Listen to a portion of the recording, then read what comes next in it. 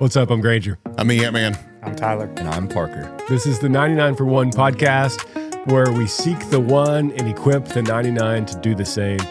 Episode number 6. We've been rolling. We are on a roll now. Yeah, I Six like in a row. I like the format. If we've made it to 6, that means we're committing to something here. Isn't Jesus supposed to seek the one? Well, that's a good point. But in the parable, he says, "How many of you that had 100 sheep?" And so, in that analogy, how many of you, if you had 100 sheep and you lost one, wouldn't leave the 99 and go seek the one? So yes, of course, Jesus is the great capital S seeker, and we're just the lowercase seekers. Like he is the great shepherd, and we are the pastors are the lowercase shepherds. Yeah, that's helpful. All right, so that's all we have today. That's what this podcast was about, explaining the title. I have a Signal group Yeah. with my college friends, and I have many Signal groups. We probably all do. We have a Signal group for the production of this podcast, in fact. But I have one with all kinds of Signal groups with people in the church, with some of the men of the church, with different groups of the church, and then I've got my college buddy group. Just very different than all the other groups. Mm-hmm. Go way back.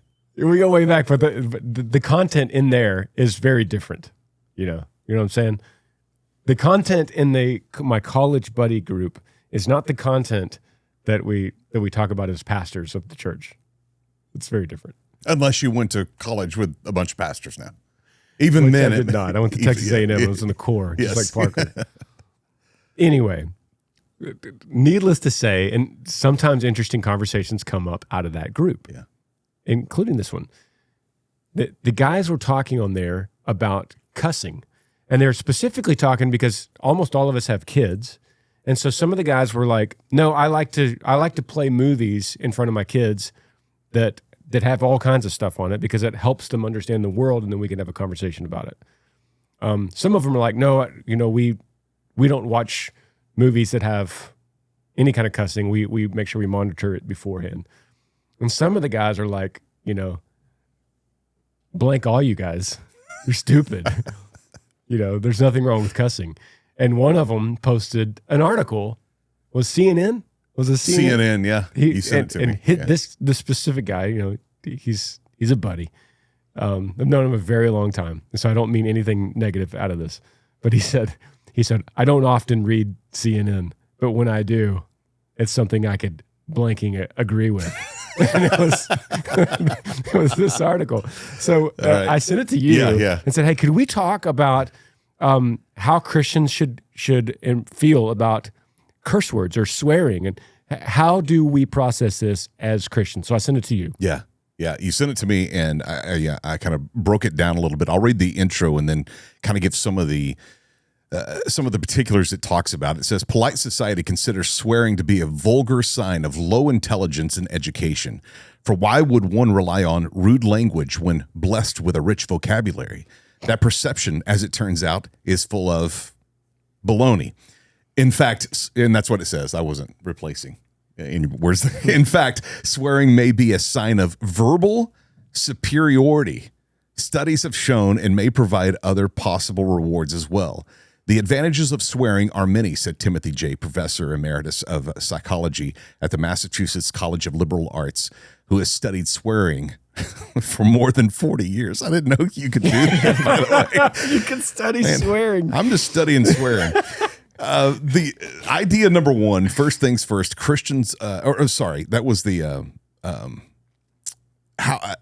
Our takeaway from it. yes, our takeaway what we talked from it. about. Yes. And by the way, the title of that article is "Why Swearing is a Sign of Intelligence and Helps Manage Pain and More." That's the title of this article. Yeah, and key points highlighted in the article were swearing may be linked with verbal intelligence. 2, it can signal honesty. 3, profanity can increase pain tolerance. We kind of go through the cycle of watching The Office, and there's an episode where they're throwing boxes into the back of a truck. If you remember this, and Dwight says, if you grunt, it'll make you throw it further. I think people kind of think that with swearing too. If it doesn't hurt as bad if you swear, right? 4, swearing is linked to creativity. And 5, it can act as a substitute for psychological aggression. A substitute for psychological aggression. All right, you want to jump into these? Tyler, wasn't there a similar argument made by some self-helpers in the last few years? Remember we had this discussion? Yeah, Tom Brady comes to mind. You know, his LFG thing for let's effing go was kind of his go-to before, like, it would get him hype. Because that's also his podcast too, right? Yeah, Let's it go. becomes like a mindset, habitual routine that like locks you in. Huh. Like for you, for instance, when you went on the stage, you know, there was a routine, and then AC/DC or whatever, Back in Black plays, and then it's like, then your mind goes, okay, it's showtime. There was Tony Robbins, is that his name? The self-helper. Yeah. He advocates for that. That's why he says if you use cussing in certain applications, it makes that application more serious, or makes people. There's somebody else that you're talking about that it like Gary Vee or something. It's like it makes people pay attention, or maybe it was Tony saying this. If you use certain swear words at certain times, it helps hold the listener's attention to you. There's all kinds of this article. There's all kinds of these. Yeah. And I've seen the title of this article, it seems like, more than once. You're maybe more intelligent if you cuss. So let me ask a quick question before we get into it then. Then why do people not want their kids to cuss or listen to cuss words on songs or movies? Why, if all these arguments are say, hey, it actually makes you smarter, it's actually a sign of intelligence, it actually helps pain tolerance, it actually helps people pay attention to you, then you would say, then why don't we just... Why wouldn't it be normal that elementary school teachers would say it to their kids? I think about that a lot, actually. Like, why in society, I think as a whole has changed and become more uncensored with the language over the years. But like when you're around a family that cusses a lot, and then they're like, you're at like a big family gathering or something with in-laws, and then somebody like says a cuss word, and then they realize there's a kid there, and they're like, oh, sorry. You know, I'm like, why is that inappropriate though? When it is appropriate with a bunch of adults, because their minds are forming and they wouldn't know how to use it for good, or like what is the thinking there? Yeah, it is interesting. Like, why do we put these ratings for language on movies, on video games? Why is that a thing? Isn't it also funny in society in general when a little kid cusses? Yeah, I guess so. I guess it makes a viral video. It's funny in general because, or it's supposed to be funny in general, I should say, for the sake of this podcast. Remember Chris Lee used to say, like in studying comedians, if a word that ends in CK or a hard consonant like T, it's better for the joke. So you want to end all your jokes with a hard consonant. And if you say a 4-letter cuss word, even better to land the joke. Which is why it's so difficult for a clean comedian. It's so much more difficult, it would seem. I'm not in that. We've had comedians talk with us before on podcasts, but it would seem more difficult to write your joke with enough strength in it that you don't need to finish with a hard consonant. That's why I think that, and he's probably right now the most successful stand-up comedian is Nate Bargatze. Yeah. And I think it just for me, I think maybe it shows more creativity and more attention to detail that he can be successful, and especially watching his specials or watching him do his routine, that he does it without using one curse word. Yeah. So it really kind of goes against this study. I think, man, that seems harder.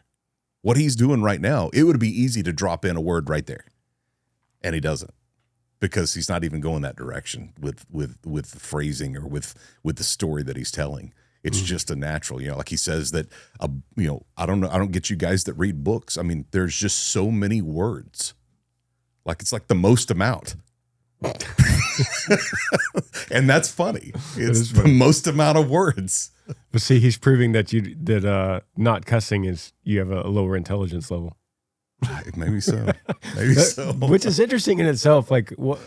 Can't think of how I would think of someone that's very intelligent, like an astroscientist or nuclear physicist, or you don't necessarily think Jordan Peterson uses the Lord's name in vain pretty regularly. That's true. That's true. He's someone who's very intelligent. And that comes to mind. is a cuss word, yeah. Does he explain why, or is it just part of his vocabulary? I haven't heard him explain why. And when I was listening to him regularly was before his wife became Catholic, so I'm not sure if he approaches that differently. Yeah. You know what's annoying to me is when people use Jesus Christ in a derogatory way, as a curse word.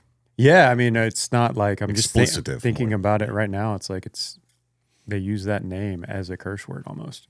It reminds me of Granger. Sorry, I don't know what direction you want to take this necessarily yet. I don't either. Really quickly, it reminds me of what Ray Comfort does, who's a guy on YouTube, and he does street preaching, and he'll go up to people and share the gospel, strangers on the street. And so his whole goal is to try to get people to see that they are sick and actually in need of a savior, and that God's not for the murderer down the street, but it's actually that we're in danger and we need God. So he's trying to get people to wake up to see that they're actually in danger and that they're actually sinners, and it's not for the bad guy in jail. And so he says, have you ever used God's name in vain? And they're like, well, what do you mean? And he's like you say OMG. And they're like, yeah, of course. And he's like, do you love your mom? And they're like, yeah. And he's like, have you ever used her name as a curse word to express anger or disgust? No, because you don't, because you love your mom and because you respect her, and yet you don't respect the very God that made you. But and you're just like, I guess that is kind of like that. And it sounds like legalistic and so strict, but you're just like, yeah, when you say that, or when you say Jesus Christ and to display disgust, it is just like, whoa, I'm kind of like, I've got something deep down wrong with me. This is interesting. I don't respect the God who made me, and I use his name as a word of disgust. And then when he says, like, would you ever use your mom's name as a cuss word? Of course not. Anyway. Yeah, Amber and I will watch something or hear something, and especially in like modern movies, that's the go-to script disgust word is Jesus Christ. Yeah. And I usually look at Amber out of curiosity and go, what does he have to do with that? What does he? And this, in this completely secular idea, this godless idea that's working in the script or whatever it might be, and they say Jesus Christ, and I think it's very interesting that his name will find. He has to do with everything. I know he finds his way in there even when people don't mean for it. Yeah, and that's the kind of the question I'm asking is, do you know that the power of that name that you just brought into this godless conversation? There's no other name. Every knee will bow. So is the title of this podcast, Can Christians Cuss? Or what angle do you want to hit this from? So, yes, we'll think through how Christians should feel about cussing, which is, we've basically done this, how Christians should feel about nicotine in a past episode, how Christians should feel about online church, how Christians should feel about ICE. So that's kind of seems to be a little theme we're running down is now how should Christians feel about cussing? Before I forget, how do you feel when you're in your Signal group with your college buddies? How do you feel? And then how do you think they feel that they're just blasting that curse words in there with a pastor? Like, I wonder how they feel. And then how do you feel when they're just dropping F-bombs in that chat? As a friend, but also as a pastor. I'm spiritually speaking, I'm nothing to those guys. I'm Granger. From college. I'm Granger from college. You're they've known me a long time. You're the prophet that, nobody's a prophet in their Jesus hometown. From Nazareth? Yeah. Yeah, I've known those guys since 1998. Yeah. Like I'm not special in any way to those guys. And so there's no the restraint for any of us. But I feel about when I hear cussing, and people want to apologize. I don't necessarily. It doesn't offend me in any way. Like if I'm having a conversation with somebody on the street and he drops the F-bomb, it can be jarring in a way, but I don't put that blame on the guy. If you don't know the Lord, I certainly don't expect you to abide by anything godly. And I don't, and I say that in a way where I go, oh, as I once was. Because when you were on tour and you had just been saved and people kind of knew you were starting to take Christianity seriously, they would cuss and then they'd be like, "Oh, sorry, Granger." Yeah, so and sorry, you said sorry, you used to be like, "You don't have to apologize." You don't have to apologize. And as we've talked about before, people that aren't saved need the gospel, not correction. Yeah. You need correction insofar as it's actually hurting you. Yeah. Like, hey, this is going to get you in trouble with the law. You can get arrested for doing that, so let me correct you. But when it comes to just common moral fallacies like cussing, people don't need a correction. They need the gospel. They need a changed heart. But Jesus says, out of the abundance of the heart, the mouth speaks. And so you learn about somebody quickly by how they talk. You learn what's the treasure of their heart. What are they holding dear in their heart? If you just listen to anyone in any conversation, you find out quickly. They will reveal what's in the abundance of their heart. Mm-hmm. And so to your point, Parker, what are we talking about? Well, partly through this conversation, through this article about cussing makes you more, is a sign of intelligence and all that, because Proverbs 10:19 actually says the exact opposite of that. Proverbs 10:19 says, "When words are many, transgression is not lacking, but whoever restrains his lips is prudent." So a man with the discipline to restrain in his lips is actually seen as the wiser. So much in Proverbs is about shutting your mouth and showing restraint. It's crazy. The proverbial fool is always the one that just opens his mouth with no restraint. Yeah. Yeah, it's fascinating stuff. Another claim is that people who swear are more honest. And well, and back to like you were asking, a strange thing. What you were saying is like, I think the purpose of this podcast, we talked about a little bit in the last one. We've talked about it in all of them, but specifically the last one, was that this is what the world says. Mm-hmm. What does the Bible say? Yep. And so pulling this back to God's word, well, let's put all this in and see what the Bible says about it. And does it, if it doesn't address it, we'll say that. If there's no particular one. This could, but this definitely does. People who swear are more honest. Truthfulness is shown through integrity and not intensity. Ephesians says this, "Therefore, having put away falsehood, let each one of you speak the truth with his neighbor, for we are members one of another." Where this is evident is where, in the honesty thing, is where people go, "Dude, I swear, right. I swear." I do that all the time, and that's the exact indication from this article that, then you must be more truthful. I don't believe you, man. So I swear. But if you throw an F word in front of there, now we're talking. Dude, I blanking swear to G. The more words you add to it, that's supposed to make you more trustworthy. Well, hang on, stop. We need to listen right now. He swore to F and G. Yeah, this must be. He must be. He wasn't serious before, but now he's not only intelligent and serious, but he's also truthful.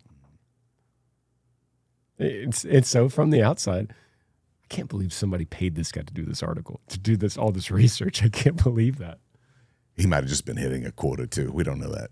Yeah. Hey, let's talk about cussing today. Why not? Yeah. It's a practice at some level. How can you express? How can you command attention and express clarity and truthfulness or humor without cussing? Well, that's something that it takes practice. Conviction from the Bible will begin the process, but then that fancy that fancy Bible word sanctification is the process of being carved and shaped and formed into the image of Christ. And it's a lifelong process. And as the conviction from the Bible, from the word, drives us to obedience out of joy for the Lord, because we love him and we want to keep his commandments, it doesn't immediately fix the problem, because the habit is still in you and the overflow of your heart is still the world that's not out. So it takes a while, it takes restraint and practice before those words aren't your go-to. Yeah. Wait, are you serious? Dude, I swear. It's usually, if that's the go-to, it takes a while to go, what else would I say in that situation to have just as much clarity, just as much intensity, and just as much truth? How could I say that? How could I reword that? And the Lord's the one that rearranges that kind of desire. I think it's more about actions than words. How so? What do you mean? Well, doing what you say you're going to do, building up that reputation of trust and integrity of somebody that does that. So knowing that next time you say that, you don't have to say you swear. You say I will, and they know you will. Because Yeah, you did know last all time. the talk is cheap and all that, Yeah. and then you can go back to Proverbs or what Proverbs was saying of, don't speak a lot. Well, let me ask you guys a question. Because this is something I struggle with. I have a harder time hearing it than saying it, if that makes sense. Like there'll be times I'll catch myself. And Curse words? And yeah, curse words. Like there'll be Yeah. something I'll say, and it won't bother me near as much as if I'm listening to something and go, why are they cussing? Mm. Is that just me? No, you're right. I was with some of my best friends from high school this past weekend, and one of them put on a TV show. That man, I absolutely would have loved like 5 or 10 years ago, but every other sentence was an F word, and it was so cringy to my ears and to my soul. I was like, this sucks. I told him after, he's like, what'd y'all think? I was like, yeah, a little too many F-bombs in there for me. He's like, yeah, it was a lot. So to your point, yeah, it's, I don't like hearing it. I mean, and what Granger said, if I hear it, I'm not like judging. It's like, Right. You don't have to say you're sorry, but if it's like every other sentence, it's like, let me get out of this room or this environment that's where they're saying that. I think when I'm listening to it, like if it, in a movie or a podcast or something like that, I feel like that is something I can control and I'm allowing in versus talking to a friend who just cusses. And that's just part of their language. You know, I agree with that. I feel that too. Yeah. Because the friend, when you're talking to a friend and he's cussing, I'm almost thinking, I need a good opportunity Yeah. to share the gospel, because there's obvious things. What's a good gospel bridge I can get to with this guy? Because I love him, and I could tell that he's on a rough road right now. A movie, a show, a podcast, a song, it's less personal, and so it feels like fingers on a chalkboard. Well, it feels like a choice though too for me. Like talking to a friend's that's a communication you're having. Yeah. Listening to something I hit play on feels different than the conversation. I don't know why. They strike me differently. That's a good indication of a conviction. Yeah, of for sure. what we should be watching. And I think for sure another episode we'll just talk about what we consume and how what we consume changes us and affects us and matters in our habit forming. But in this case, just cussing. What about what about this whole idea of we need filler words to fill out our sentences? Like even if it's dang and darn and crap and crud and Watch your mouth, brother. Dadgum. daggum. Yeah, AntMan and I talked about it on Should the just Granger add podcast. beeps for every word he just said. Have you talked about? Caden had bleeps on everything I just said, on all the darns. You speak on that because you're the professional speaker. You get hired to go speak. I just love being quiet. I don't like talking. Well, AntMan and I were talking on the Granger Smith podcast a long time ago about this. And it's really interesting if you think about stuff like dadgummit.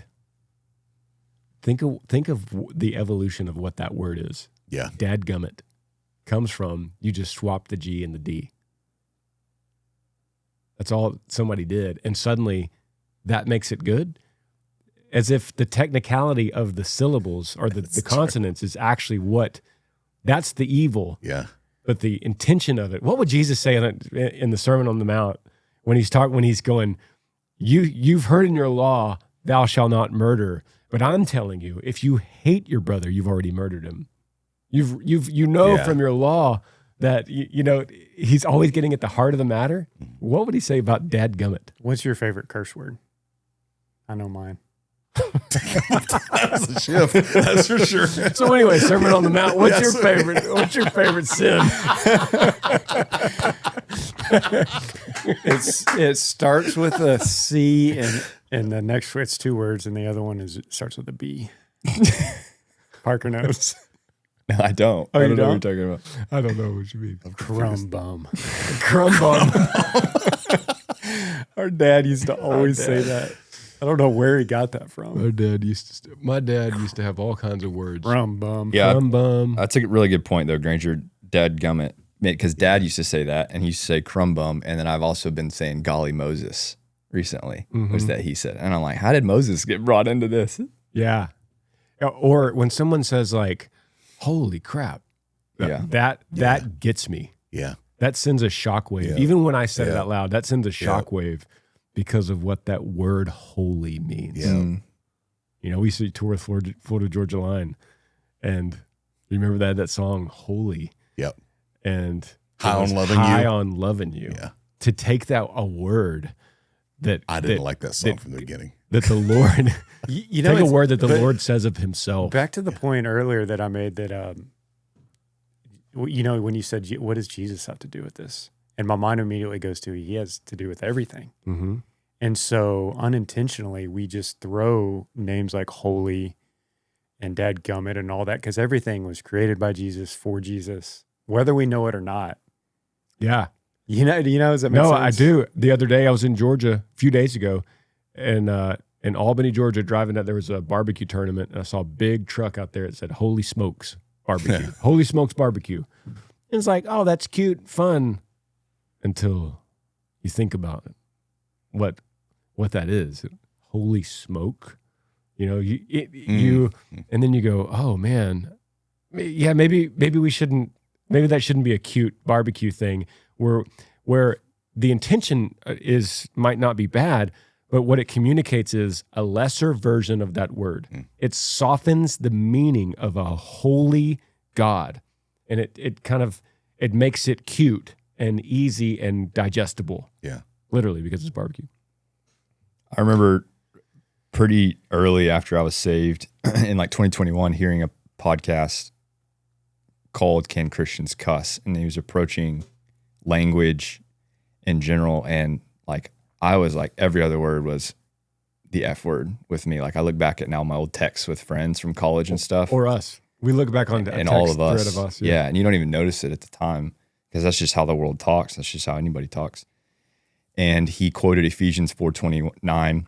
And I just remember it from that episode, and I only remember it in the NIV. I know the ESV translation is a little bit different, but it was in the NIV. It's let no unwholesome talk come out of your mouth except that which is helpful for building others up according to their needs. And he was just like, do we believe that or not? Like, is a command to not let any unwholesome talk come out of our mouths. I know that's what I was reading at the beginning when y'all were laughing at me. So It said let no corrupting talk. So only let that which is helpful for building others up. And I just remember hearing that and be like, that's in the Bible? It literally says no unwholesome talk. I mean, that. So Parker, what is unwholesome talk? Because go back to Tom Brady, like building each other up when he does the LFG or did the LFG, would you not argue that that's Right. like, that's like uniting the team? So Let's it go, depends. let's run Yeah, out so the you tunnel. could make the argument that it depends on your motive. Like if you're saying a cuss word with the intention of tearing somebody down or blaspheming God, you could say that's not bad. But can I use cuss words with a good intention of bringing people together or getting focused? Okay, That's a good question. So let's think about that. Colossians 3:8 says, "But now you must put them all away: anger, wrath, malice, slander, and obscene talk from your mouth." What's obscene talk? Well, What's the F word? What's the meaning of the F word? Right. What's obscene talk? What's unwholesome talk? What is it? And is that what So that what's is? the meaning of the F word? Like It's obscene. It's obscenities. Oh yes, yeah, There's no. I don't think anyone would argue this Yeah. is obscenity. yeah. Meaning like it's sexual obscenity. Yeah. Or, usually in the sexual term, Yeah. this word. So to that, I would say, is it building up? Great. Is it obscene? Yes. Cut it out. Replace it. Put something else in. Was there back in Jesus' time? Was there a different word, or like when was that word invented? I don't know. I have no idea. That's the next podcast. Yeah. When did these curse? We should ask that guy who studied this for 40 We years. should. Yeah, But exactly. it is, He should know. It is, almost understood in all languages, and each language has their own versions of it. But if you're wanting to create a chant to pump people up, do you need to put an obscenity in there? Because if you do, then that would be a sin, according to Colossians 3:8. It would be a sin. Yeah, to do that. it's really interesting. Reminds me of Sal Frisella over at First Form, who's like huge on integrity and be the best that you can be. And he's like openly said, like, yeah, I'm not going to teach my kids not to cuss. Like it's about your heart posture, not what words you specifically use. He said that? Yeah. It's about your heart posture, not the No. words. I don't want to say that. No, but that's a an direct interesting quote from, thought, though, because of what we said in Matthew 12:34, when Jesus says, "Out of the abundance of the heart, the mouth speaks." So the heart posture always reveals through words. I love to go to James for something like this. Yeah. And James is a great. So let me go to chapter 3, and let me read this whole little section. You guys remember he's talking about horses that they're driven by the bits in their mouth. A big, powerful horse is controlled and driven by a little metal bit in its mouth. A big ship is driven by a little rudder, right? That's how the pilot directs it. And he says, a bit, a rudder, it's the same thing as your tongue. A little muscle in your body drives so much force. So also the tongue is a small member, yet it boasts of great things. And then, so let me pick up here. This is James 3, verse 5. He says, he goes with another illustration. How great a forest is set ablaze by such a small fire. And the tongue is a fire, a world of unrighteousness. The tongue is set among our members, staining the whole body, setting on fire the entire course of life, and set on fire by hell. For every kind of beast and bird and reptile and sea creature can be tamed and has been tamed by mankind, but no human being can tame the tongue. It is a restless evil, full of deadly poison. With it, we bless our Lord and Father, and with it, we curse people who are made in the likeness of God. From the same mouth come blessing and cursing. My brothers, these things ought not to be so. Does a spring pour forth from the same opening both fresh and salt water? Can a fig tree, my brothers, bear olives, or a grapevine produce figs? Neither can a salt pond yield fresh water. He's very clear. And a couple things. One, he's clear that the tongue creates great evil. And the tongue is like a little fire that burns the whole forest. But he's also clear in here. If you look at verse 8, no human being can tame the tongue. Can tame the tongue. That is, you should rightly read this and go, well, then what do we do? Yeah. So no human being can tame the tongue. Out of the abundance of the heart, the mouth speaks. So we can't tame the tongue. So this is a heart issue, right? Yeah. So Ezekiel 36:26 says, and I will give you a new heart, and a new spirit I will put within you, and I will remove the heart of stone from your flesh and give you a heart of flesh. Yeah. So this, I'll hug you right now. huh? I'm gonna hug you right now, Tyler. Yeah. So Did your brain just do that? yeah. So God doesn't renovate the old heart; He replaces it. And so I've been processing this in my mind of like, this isn't about me. This is about God. Like slowly, I used to be the worst. I used to say the F word every sentence.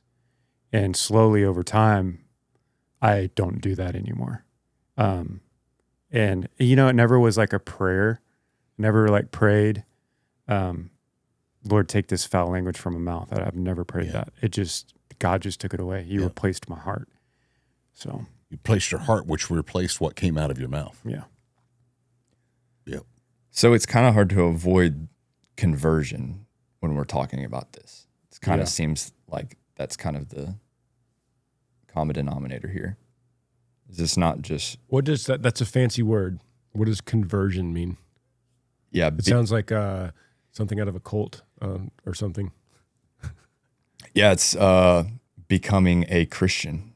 The Bible says that it's not that we should just stop cussing and be better. It's that we're actually, Ephesians 2 says that we're dead and that our hearts are actually wicked and that we actually don't have a bunch of good deep down in us and that we should just clean ourselves up. But that ever since Adam, all mankind is cursed and we're bent away from God and rebellious toward him and we can't control our tongues. And so we need a new heart. And let me stop you right there because you're a father of a 2-year-old at home. And Vody Bogum will always say, if you think that all people are good, like Luke Bryan says, you must not have ever had small children. He said they are not cute. They are vipers in a diaper. Yeah. That's what he says. He says God made them so small so they don't kill us. And he made them so cute so we don't kill them. So anyway, yeah. So I just wanted to stop you on we're all bad because maybe someone's hearing you and like, well, I'm not bad or grandma's not bad. Grandma's actually a great person. Yeah. Yeah, we're all naturally bent away from good authority, specifically lived out in the context of being a child and you have the good authority of your parents and you're naturally bent away from that. We don't want that good authority. We want to do whatever we want to do. And so that's the importance of correction and bringing them back into that circle of authority. Oh, no, you're in grave danger outside of dad's authority. Which actually reminded me of what you said earlier. You were like, when you're saying that, like, you don't need an F-bomb to be able to get your point across. You shouldn't need that. You shouldn't need to swear to God to make someone know that you're being truthful. And it reminded me of in the discipline of my 2-year-old in that it's not, now dad's yelling, now I need to obey. Okay, I'm yelling up. Now I'm going to finally start obeying because dad's actually serious now. Yeah. And he's threatening, hey, if you don't listen to me, then you are not getting dessert tonight. You know, I'm going to speak in a way that I know you can hear me. And if you disobey my voice, then you're going to be getting a spanking because dad doesn't need to raise his voice and get really angry for you to hear me. You should just know that I'm serious the first time. But that reminded me of cussing to make people know that you're serious or being honest. Yeah. Amber is usually like, I don't see how you stay so calm. And it's not because I have some kind of superior discipline. It's a personality trait. Amber's like, listen to me. And I'm like, all right, guys, here's the deal. You either obey or there will be consequences. But you decide. And so you could speak clearly and you could pronounce everything and not yell or not cuss. And I think once people know you, like I know all three of you enough now where you don't have to get a point across by adding words to it, to me. I just know you. I trust you. I trust you're intelligent and what were all the other things on here that you... Yeah, what were you know, like I trust that you're telling the truth, right? And that this is coming from a place of wisdom, and I don't need you to add words to it. And that's a good point. I hope my kids don't think so either. What about pain tolerance? I'm just joking. That's a strange one, but understandable. How understandable, yeah. I could see how yelling in general like could Dwight help, said, like but grunting. you don't have to yell curse word. But I could see how if I was in an ice bath and I just went, that could help. I've heard. Have you guys heard people say? I actually yell in my morning cold showers. Yeah, I have to yell if it's cold water. You have to yell? Yeah. Or yeah. Well, maybe really? it's just coming out of my lungs. Yeah. It's all that air is compressed.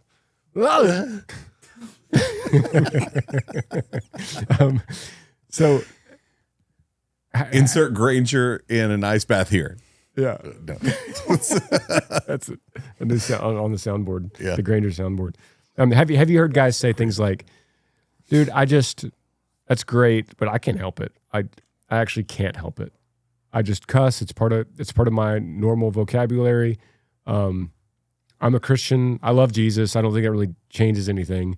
I don't even think about it. I don't plan on saying a cuss word. It just comes out." But that's actually a pretty weak argument. Because I could say, so you're at a nice dinner with grandma, and somehow you don't say a word. You're at a job interview Yep.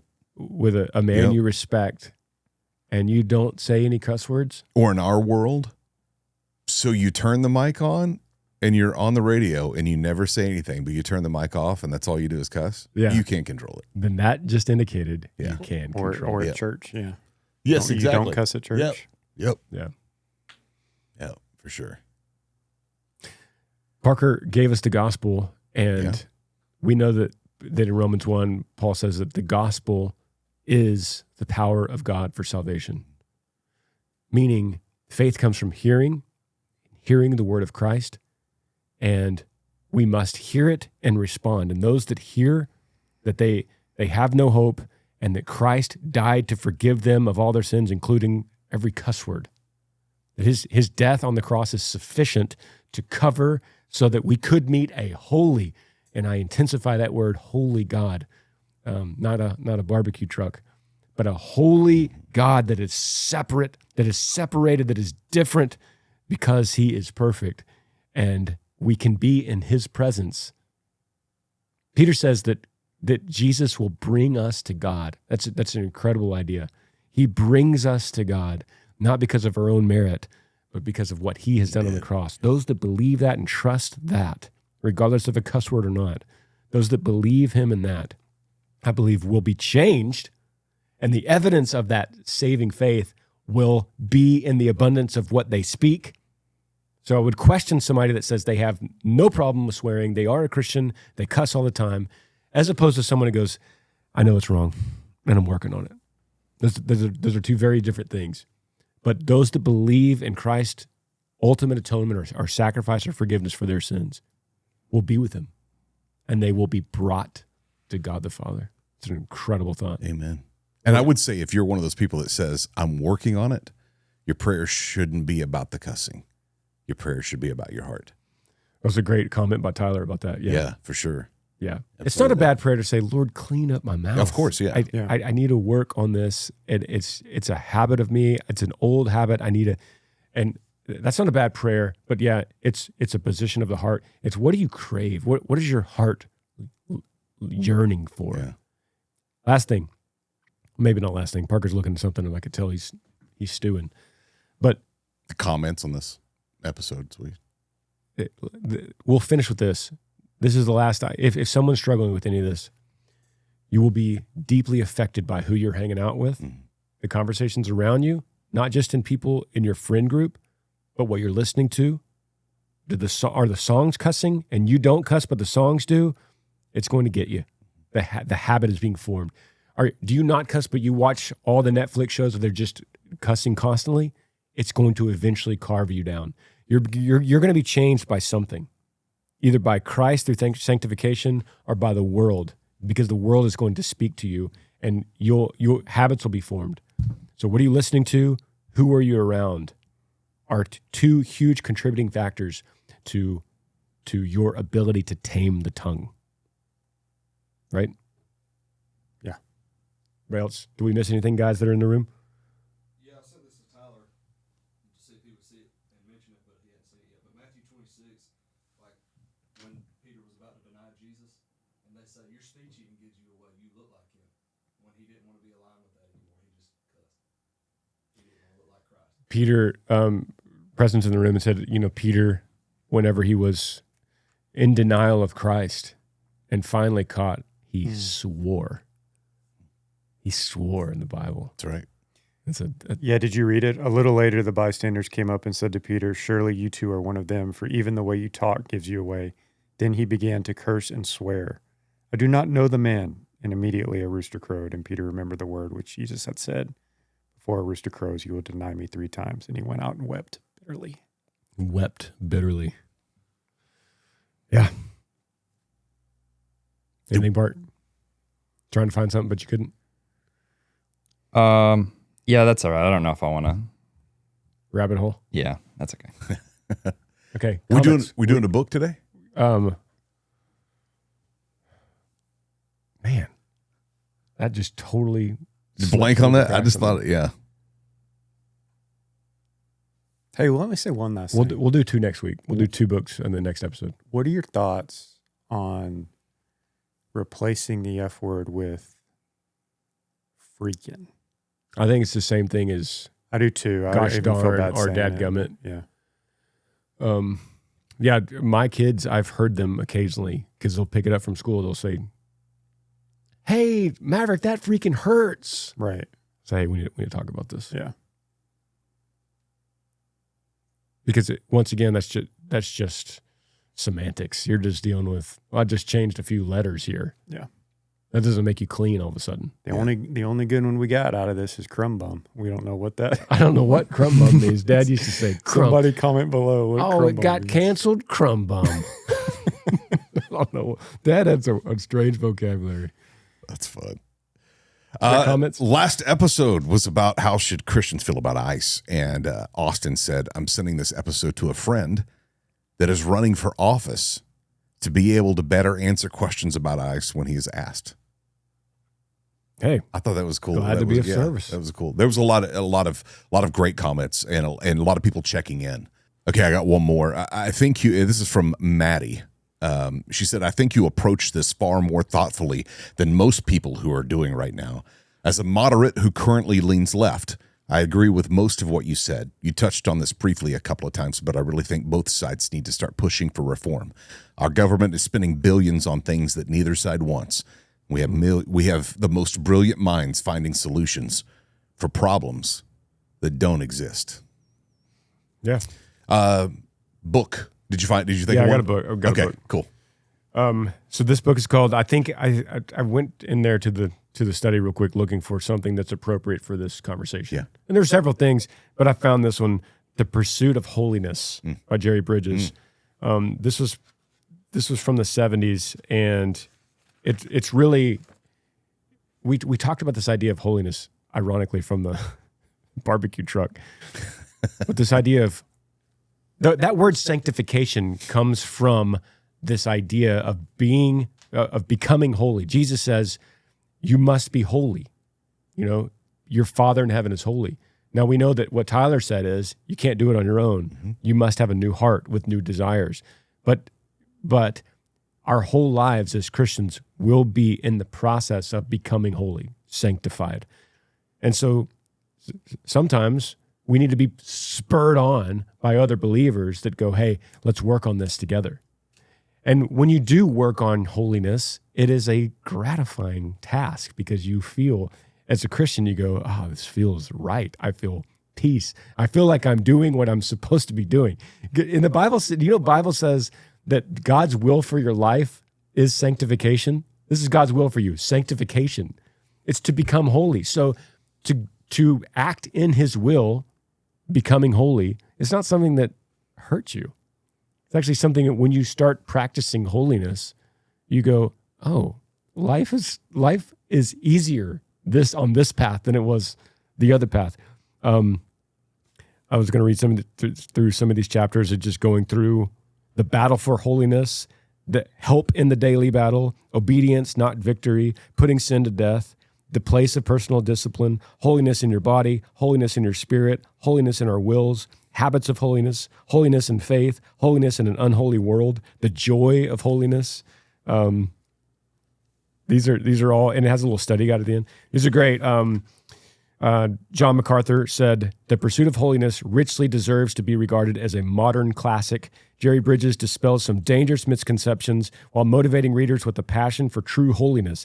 This is surely one of the most important books produced in the past 50 years," he says. R.C. Sproul says, "When Jerry Bridges speaks, I listen. His teaching on holiness is not an exercise in abstraction. It is an expression of a passion that has gripped his life and his ministry." So, the pursuit of holiness, we'll sign it here. Every podcast, we want to give away a book that is probably not talked about. It probably not many people have heard of the pursuit of holiness. Yeah, maybe not. It's something I had to read in seminary, but yeah. So we'll pass this around. So comment, pursue holiness. Yeah. Pursue holiness. Comment, pursue holiness. And then whatever else you want to write. If you want to write something else, we'd love to hear from you. But yeah. And then random people that come to this video to look at it, they're going to be like, man, they're trying to really get Granger. Hey, Granger, pursue holiness, man. No, that's good. Comment, pursue holiness. We'll have Caden mail this out to you. Awesome. Well, that's all we got. You guys, anything else? All right. Good episode. We'll see y'all next week. Yee. What's up? I'm Granger. I'm the AntMan. I'm Tyler. I'm Parker. This is the 99 for one. He doesn't even look up from his phone. I didn't know my face was going to be on it for this part. I think for this one, what you should do is just don't say your name. Just go. I just, for some reason, didn't think that my face would be on it for that part. I was trying to look up this verse. All right, we'll give you a second. You might put that at the end of the podcast. Yeah.